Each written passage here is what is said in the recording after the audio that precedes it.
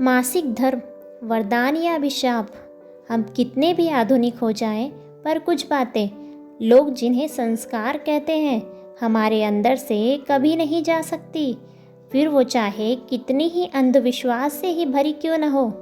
कोई नहीं जानता कि ये बातें कहाँ से शुरू हुई और उनको करने के पीछे क्या तथ्य था।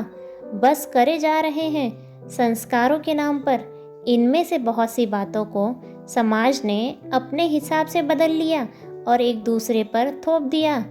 ऐसे ही दिल को चुभने वाली बात है मानसिक धर्म से जुड़े सच और झूठ।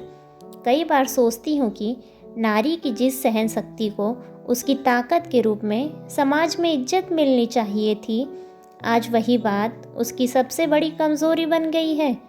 मैं यहाँ हिंदू धर्म की ही बात करूँगी, क्योंकि ये तकियानुसी विचारधारा मैंने सिर्फ इसी में देखी है और किसी धर्म का मैं कह नहीं सकती, पर अगर उनमें भी हो तो भी गलत है।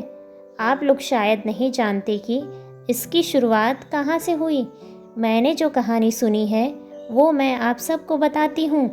वैदिक काल में किसी बदले की भावना से इंद्रदेव ने ऋषि वृतास की हत्या कर दी, जिससे उन पर ब्राह्मण हत्या का पाप चढ़ गया। उस पाप को मिटाने के लिए इंद्रदेव ने भगवान विष्णु की घोर तपस्या की। तपस्या से प्रसन्न होकर भगवान विष्णु ने कहा कि तुम अपने पाप को धरती, जल, पेड़ और नारी में बांट दो। तब इंद्रदेव ने औरतों को यह महावारी का श्राप दिया और साथ में गर्भ धारण करके दुनिया के संचालन की शक्ति का भी वरदान दिया। अगर अब सोचा जाए तो क्या इंद्रदेव ये श्राप पुरुषों को नहीं दे सकते थे या किसी और जीव जंतु को? पर उन्होंने इसके लिए सिर्फ स्त्रियों को ही क्यों चुना? क्योंकि उन्हें पता था कि इस श्राप और वरदान को सहने की शक्ति सिर्फ औरतों के पास ही है। मैं नहीं जानती क्यों औरतों की इस ताकत को उसकी कमज़ोरी बना दिया गया और उसकी शुद्धता को अशुद्धता। पर मैंने जो सुना पढ़ा उस हिसाब से तो पहले औरतों को उन 4-5 दिन कोई काम नहीं करने दिया जाता था, पर वो इसलिए नहीं कि वो अशुद्ध हैं, बल्कि इसलिए कि उसे थोड़ा आराम मिल सके।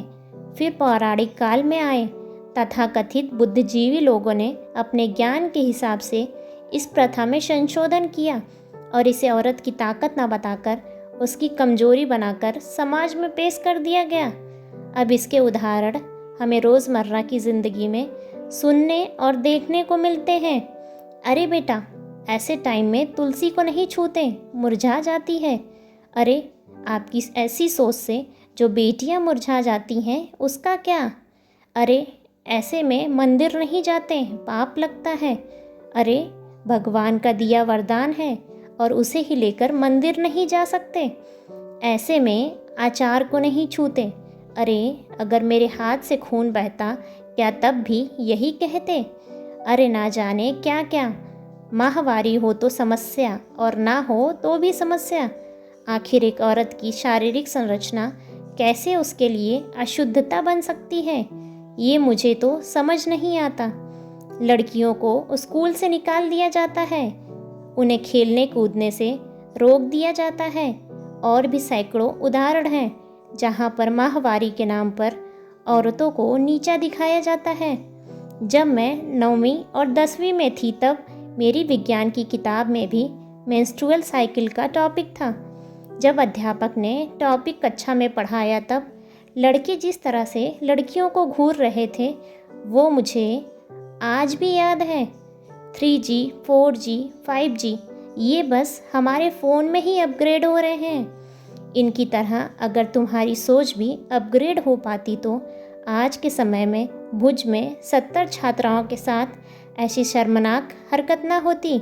ऐसे ही बेहतरीन वीडियो पाने के लिए वीडियो को लाइक और चैनल को सब्सक्राइब करें और अपने विचार हमें कमेंट्स बॉक्स में कमेंट्स करके ज़रूर बताएं। धन्यवाद।